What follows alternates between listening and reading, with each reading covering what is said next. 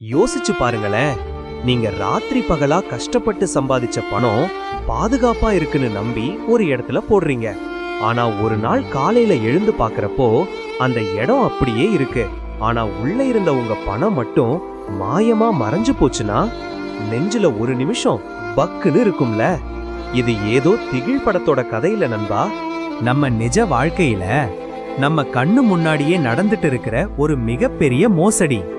வங்கிகள் நிஜமாவே பாதுகாப்பானதா இல்ல அது ஒரு பெரிய மாய தோற்றமா? இன்னைக்கு அந்த உண்மைய உடைக்க போறோம். வணக்கம் நண்பா, எல்லாரும் எப்படி இருக்கீங்க? நீங்க கேட்டுட்டு இருக்கிறது தில்லை. இன்னைக்கு நாம பார்க்க போற விஷயம் ரொம்பவே சீரியஸானது. நம்மள பல பேர் பேங்க்ல பணம் போட்டா சேஃப் அப்படின்னு குருட்டுத்தனமா நம்பிட்டு இருக்கோம். ஆனா அந்த நம்பிக்கைக்கு பின்னால ஒரு பெரிய ஆபத்து காத்துட்டு இருக்குன்னு சொன்னா நம்புவீங்களா? வரலாற்றுல பல சாம்ராஜ்யங்கள் சரிஞ்சதுக்கு காரணமே இந்த வங்கி முறைதான்னு சொன்னா உங்களால ஏத்துக்க முடியுமா? வாங்க இன்னைக்கு அந்த ரகசிய அறைய திறந்து பார்க்கலாம். டைம் வேஸ்ட் பண்ணாம நேரா வீடியோக்குள்ள போலாம்.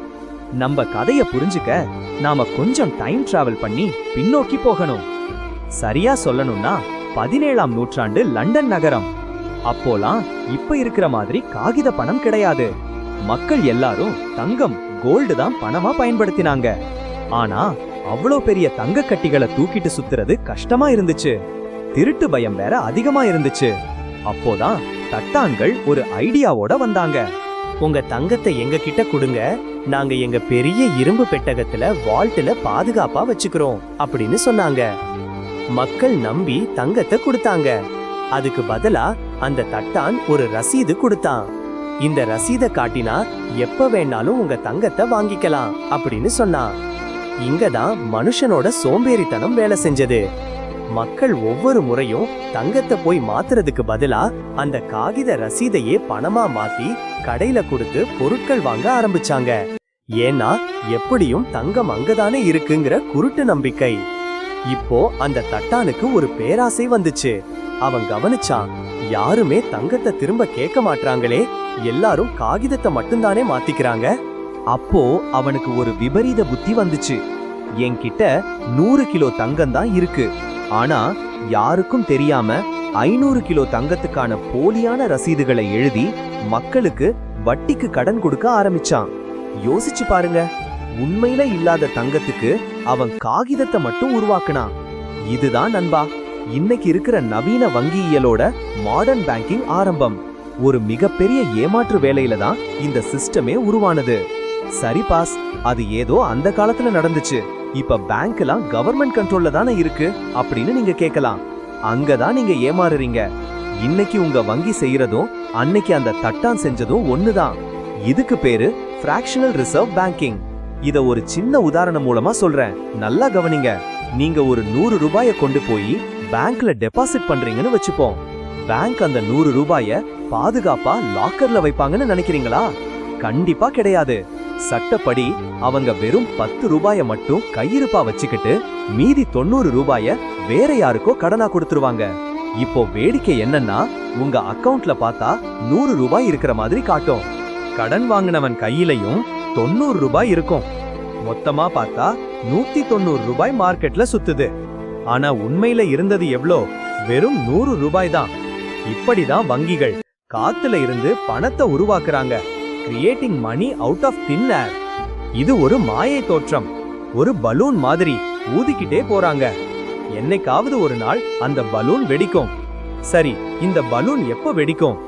மக்கள் எல்லாரும் ஒரே நேரத்துல பயந்து போய் என் பணம் எனக்கு இப்பவே வேணும் அப்படின்னு வங்கிக்கு ஓடினா என்ன ஆகும்? அதுக்கு பேருதான் பேங்க் ரன். நினைவிருக்கா? வங்கி கிட்ட வெறும் 10% பணம் தான் கையிருப்புல இருக்கு. முதல்ல வரிசையில நிக்கிற 10 பேருக்கு மட்டும்தான் பணம் கிடைக்கும். மீதி இருக்கிற 90 பேருக்கு வெறும் ஏமாற்றம் தான் மிஞ்சும். வங்கி வாசல்ல நோ கேஷ் போர்டு மாட்டிடுவாங்க. இது சும்மா கற்பனை இல்ல. 2008ல அமெரிக்காவுல லீமன் பிரதர்ஸ் வங்கி திவாலானப்போ இதுதான் நடந்துச்சு. சமீபத்துல சிலிக்கன் வேலி பேங்க் மூடுனப்போவும் இதுதான் நடந்துச்சு. வங்கியோட பலமே பணத்துல இல்ல, உங்க நம்பிக்கையில ட்ரஸ்ட் தான் இருக்கு. அந்த நம்பிக்கை உடையிற அந்த ஒரு நொடி மொத்த வங்கித்துறையும் சீட்டுக்கட்டு மாதிரி சரிஞ்சிரும். இன்னொரு முக்கியமான விஷயம், வங்கி திவாலாகிற நிலைமை வந்தா அரசாங்கம் என்ன பண்ணும்? பேல் அவுட் அப்படின்னு சொல்லி அவங்கள காப்பாத்த புதுசா பணத்தை அச்சடிக்கும் மணி பிரிண்டிங். அட, நல்ல விஷயம்தானேன்னு நினைக்காதீங்க. சும்மா சும்மா பணத்தை அச்சடிச்சா நீங்க வச்சிருக்கிற பணத்தோட மதிப்பு குறைஞ்சு போயிரும். அதுக்கு பேரு தான் பணவீக்கம், இன்ஃப்ளேஷன். ஒரு காலத்துல 10 ரூபாய்க்கு கிடைச்ச காஃபி இன்னைக்கு 20 ரூபாய், நாளைக்கு 50 ரூபாய் ஆகும். ஏன்? பொருளோட தரம் உயர்ந்ததால இல்ல, உங்க பணத்தோட மதிப்பு குறைஞ்சதால. உங்க பாக்கெட்ல இருந்து யாரும் பணத்தை திருடல, ஆனா அரசாங்கமும் வங்கிகளும் சேர்ந்து உங்க பணத்தோட மதிப்பை திருடிட்டு இருக்காங்க. பாத்தீங்களா நண்பா, நாம எவ்வளவு பெரிய வலையில சிக்கி இருக்கோன்னு? வங்கிங்கிறது நமக்கு வசதியான ஒரு விஷயம்தான், மறுக்கல. ஆனா அது மட்டுமே பாதுகாப்பானதுன்னு நம்புறது முட்டாள்தனம். இதுல இருந்து நாம கத்துக்க வேண்டிய பாடம் என்ன? உங்க மொத்த பணத்தையும் ஒரே இடத்துல குவிக்காதீங்க. தங்கம், நிலம் இல்லனா நல்ல பங்குகள், ஸ்டாக்ஸ், இப்படி பல இடங்கள்ல பிரிச்சு போடுங்க.